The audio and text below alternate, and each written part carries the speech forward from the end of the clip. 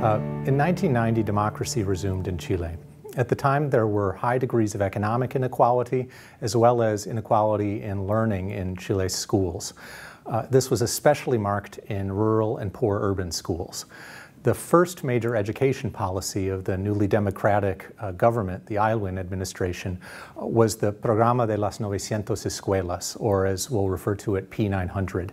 This was implemented with bilateral support from the governments of Sweden and Denmark, and its main objective was to increase student learning in the very lowest achieving of Chile's public and private schools.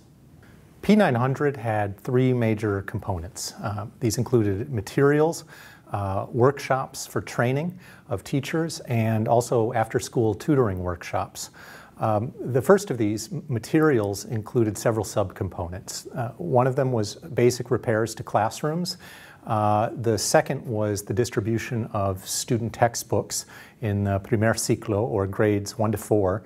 It also included classroom libraries for P900 classrooms and teacher guides for the use of those libraries.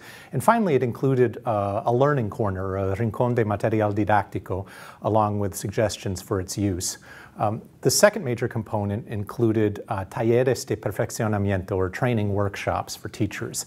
These were targeted towards teachers, again in primer ciclo, grades 1 to 4, and they were actually held in schools, unlike many previous training workshops.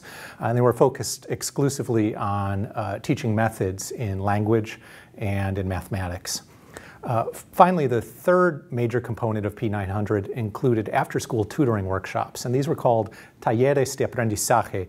A very notable component of these is that they were targeted towards low-achieving students in the upper primary grades, 3 to 4, and they were led not by teachers, but by animadores de la comunidad, or local secondary school graduates that had received training.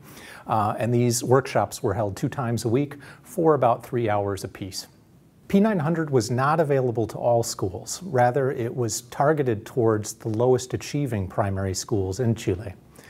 To target these schools, the Ministry of Education used test scores from 1988 that were collected under the Sistema de Medición de Calidad de la Educación, or SIMCE. In that year, nearly all 4th graders in the country, even if they attended a privately managed school, took language and mathematics achievement tests. To initially target P900, Ministry of Education personnel ranked schools according to their average 4th grade SIMCE scores and chose approximately 900 that had the lowest achieving scores. Now, achievement wasn't the only set of criteria used to identify schools. In addition to achievement, the Ministry of Education excluded some schools that were very difficult to access because they were located in extremely isolated rural areas. They also excluded some schools with legal or financial problems. Some of the implementation challenges that the authors noted in your class reading include the following. First, like many education programs, there was little utilization of some of the subcomponents, principally the rincón de material didáctico, which teachers didn't seem to find many ways to incorporate into their lessons. Second, the teacher training, even when it occurred as planned, was not always used by teachers to modify their instructional practices in classrooms. And finally, one of the most novel aspects of the program, the talleres de aprendizaje, was the most controversial as well, in part because it was conducted not by public school teachers who were certified, but rather by local secondary school graduates who were trained by the ministry, but not certified as teachers.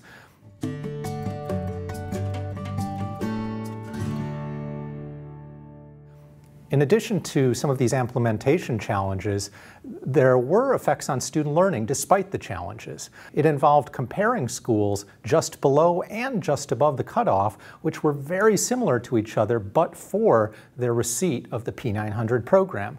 This evaluation found that schools just below the cutoff, P900 schools, experienced faster learning growth in the early 1990s than schools that did not receive the program.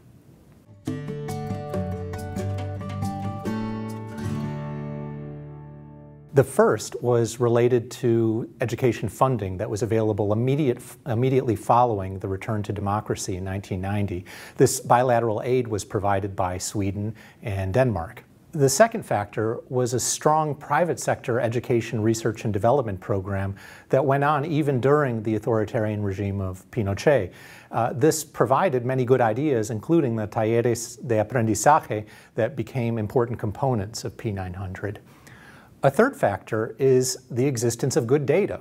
In 1988, CIMSE collected data on all fourth graders, and this was the backbone of the targeting procedure used by the Ministry of Education to identify only the most low-achieving schools. And finally, an important factor in the success of P900 was its decentralized school supervision that facilitated implementation of its teacher training. And this had existed even before P900, so that good management structures were already in place to implement an important training component of the intervention.